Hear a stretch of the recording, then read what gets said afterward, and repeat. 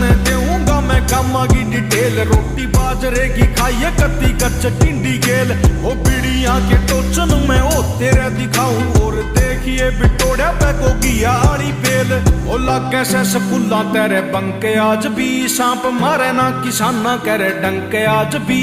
ओ सच्चे साधु बैठे मारे खेड़े और खाड़े में मंदिरा में बाजे मिठे संके आज भी। तेरे पक्का मुंह में